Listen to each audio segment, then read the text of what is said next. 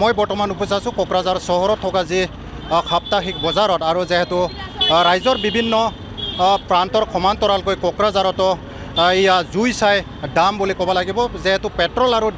ডিজেলৰ যি মূল্য বৃদ্ধি এই মূল্য বৃদ্ধিৰ পিছতে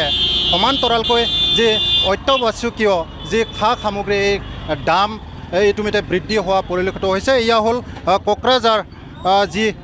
চহৰৰ যি সাপ্তাহিক বজাৰ এই সাপ্তাহিক বজাৰত যেহেতু মই উপস্থিত আছোঁ ইয়াত বিভিন্ন ধৰণৰ যেহেতু বয় বস্তু পোৱা যায় ইতিমধ্যে ৰাতিপুৱাৰ পৰা আমি এইখন বজাৰত চোৱা চিতা কৰিছিল বিভিন্ন দাম ক্ষেত্ৰত ইতিমধ্যে আমি চোৱা চিতা কৰিছিল আৰু আমি দেখিবলৈ পোৱা গৈছোঁ অধিক যিবোৰ কেঁচা চব্জি এই কেঁচা চব্জিৰ দাম ইতিমধ্যে মূল্য বৃদ্ধি হোৱা বুলি আমি গম পোৱা গৈছোঁ আপোনাক সুধিবলৈ বিচাৰিম ভেন্দিৰ দাম কিমান ভেন্দি 50 টাকা কেজি আৰু এই পটল 50 আৰু ভোল 50 ঝিঙা 50 পুঁইশাক 50 দামটো বাঢ়িছে দামটো বাঢ়িছে বাঢ়ি আছে এই যিসকল বিক্ৰেতা তেওঁলোকে নিজে মুখৰ আমি গম পোৱা গৈছে যে যিবোৰ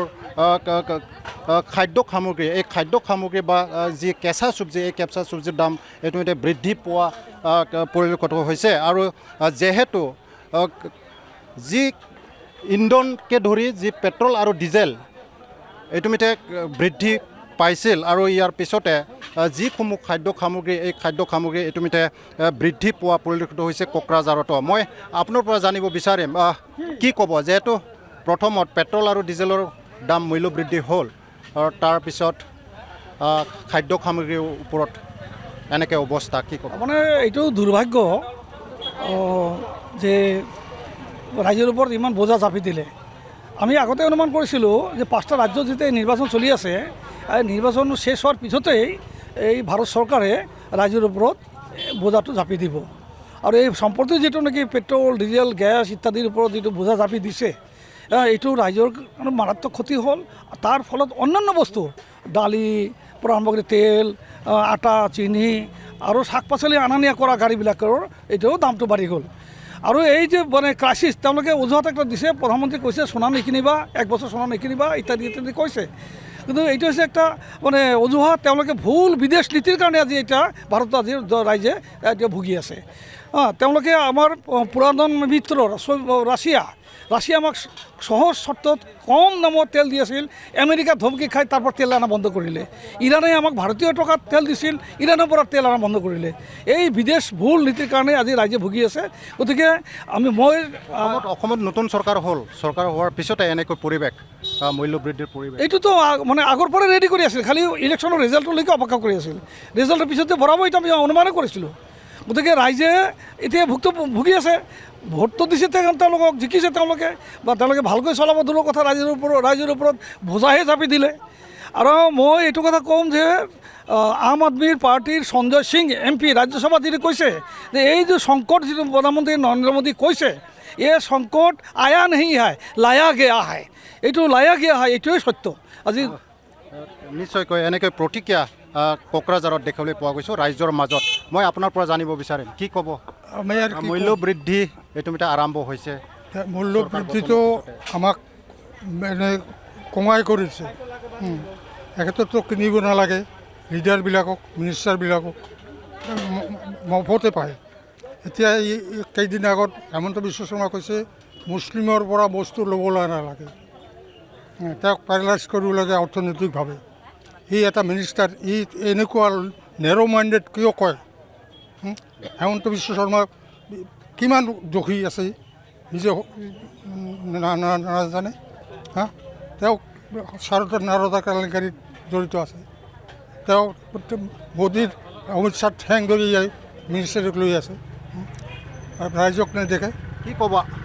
আপুনি চৰকাৰক কি ক'ব চৰকাৰৰ এই চৰকাৰটো একদম মানে নোহোৱাই হৈছে আমি যে চৰকাৰৰ আণ্ডাৰত আছোঁ গণতন্ত্ৰ দেশত বাস কৰি আছোঁ এইটো নহয় আমি অনুভৱ কৰিব পাৰোঁ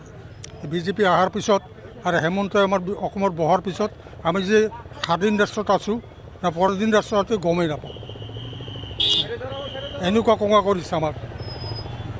আৰু এই বিষয়ে কি ক'ম ৰাইজে সকলো জানে ৰাইজে সকলো বুজে কিন্তু উপায় নাই যেতিয়া ক'ব তেতিয়া IB লগাই দিব, EG লগাই দিব, তাক সঁচা কথা ক'লে জেল খাটিব লাগিব। এইটো হৈছে বৰ্তমান চৰকাৰৰ নীতি। আৰু ইয়াৰ বিষয়ে কি ক'ম, কওঁতে আমি মানে একদম বেয়া লাগি আছে। আমি কোন দেশত বাস কৰি আছোঁ,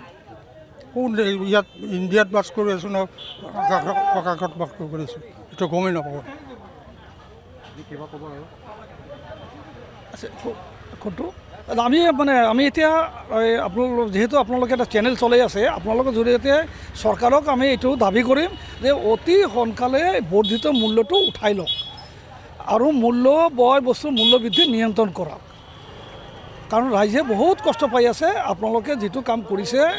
ভোটত জিতাৰ কাৰণে যিটো কৰিছে জিকিছে, ভাল, ৰাইজে ভোট দিছে, জিকিছে। কিন্তু ৰাইজে ভোটত জিতি ৰাইজৰ যদি আপুনি সুৰাহা দিব নোৱাৰে, তেনেহ'লে কেনেকুৱা সুশাসন কেনেকুৱা দিব আপোনালোকে? গতিকে আপোনালোকে প্ৰশাসন চলোৱাত, দেশ চলোৱাত আপোনালোকে ৰাইজৰ পক্ষত চলোৱা নাই, আপোনালোকে মুষ্টিমেয় কিছুমান বৃহৎ ধনীবিলাকৰ স্বাৰ্থত কাম কৰি আছে। এইটো দেখা দেখি প্ৰমাণ। কি ক'ম আৰু, যিটো মানে বৰ্তমান পৰিস্থিতি ৰাজনীতি, এইটো ক'বলৈ গ'লেতো বহুত ক'ব লাগে। যি হওক, যিখিনি কৰি আছে আমাৰ অসমৰ মুখ্যমন্ত্ৰী হিমন্ত বিশ্ব শৰ্মা, এইটো আবেদন কৰোঁ যাতে ৰাইজৰ ফালে চাই, যাতে ৰাইজৰ অলপ সকাহ দিয়ে, এইটোৱে আৰু দামটো কমাব লাগে। দামটো কমাই মানে ৰাইজক অলপ সকাহ দিব লাগে।